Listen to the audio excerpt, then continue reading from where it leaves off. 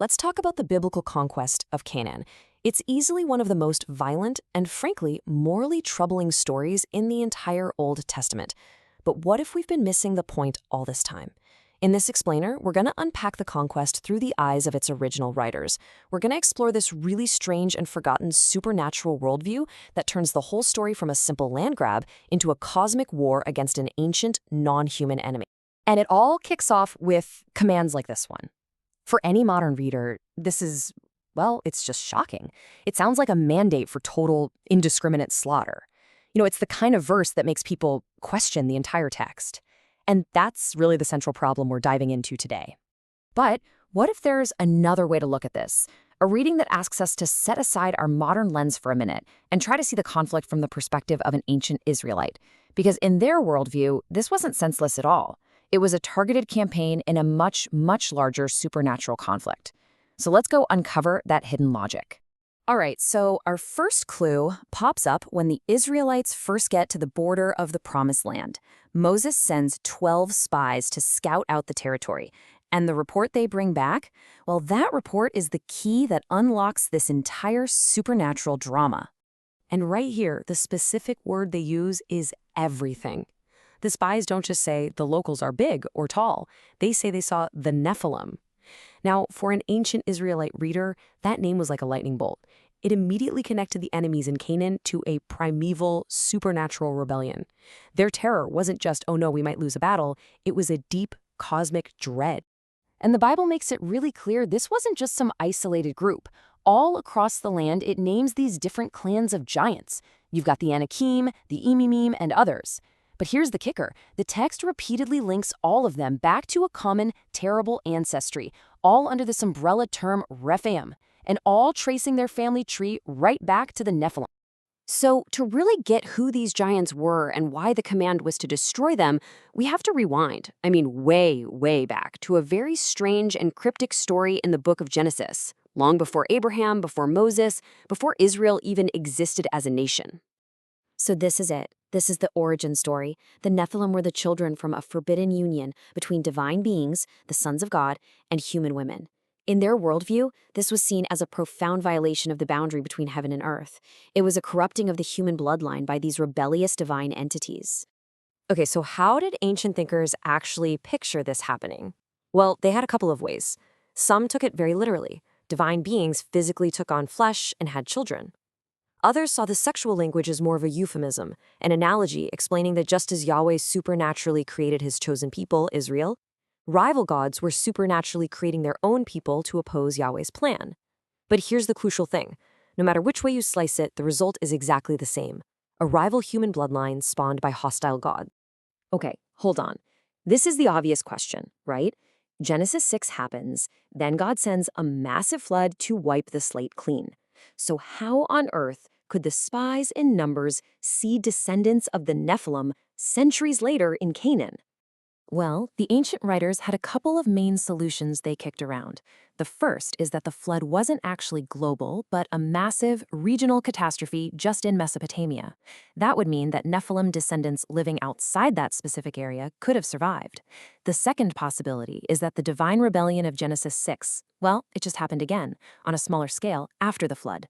But you see, whichever explanation they went with, the outcome was the same. The giants were back.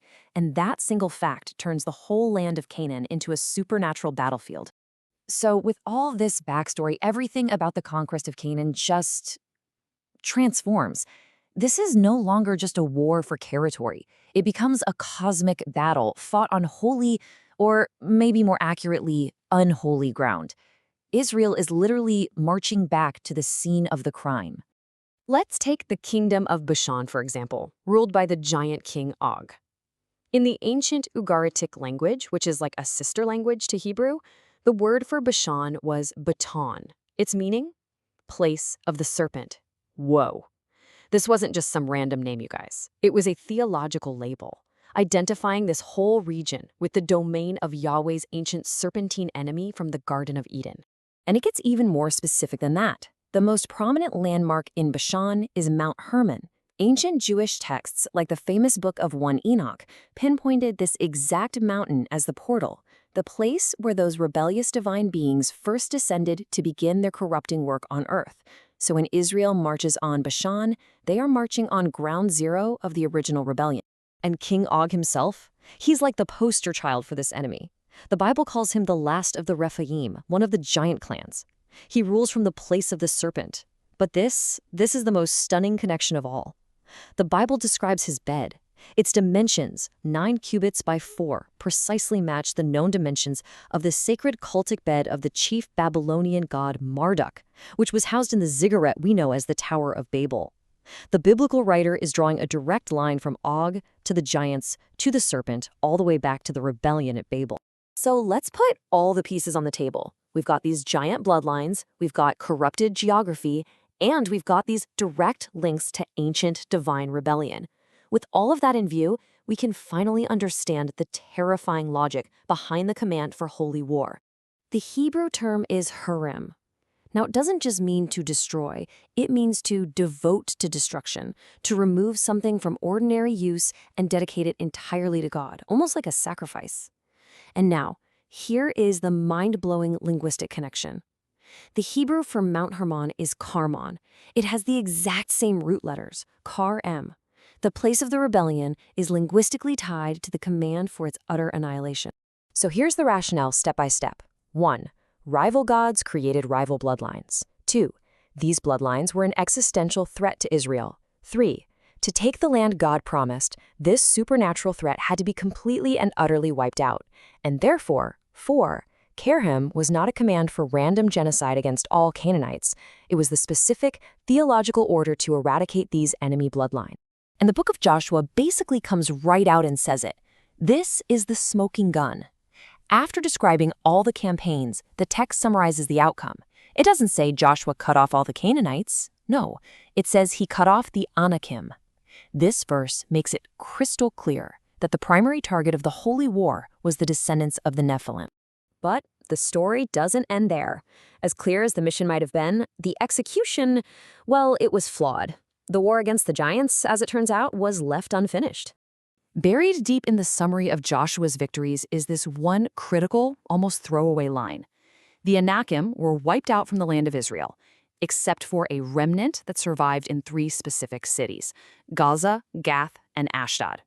For an ancient reader, this would be a huge moment of foreshadowing because those just happen to be the major cities of Israel's future arch-nemesis, the Philistines. And this one failure, this one incomplete mission, it sets the stage for the next several hundred years of biblical history. The failure to fully eradicate the giant bloodlines during the conquest leads directly to the chaotic period of the Judges. And, most famously, generations later, a descendant of the Anakim, from that remnant city of Gath, a giant named Goliath, will emerge to threaten the very existence of the nation of Israel, continuing that same ancient war. So look, this ancient supernatural worldview doesn't make the violence just disappear, but it absolutely reframes it. It wasn't random slaughter. It was a targeted, cosmic conflict against a rival, divinely spawned bloodline.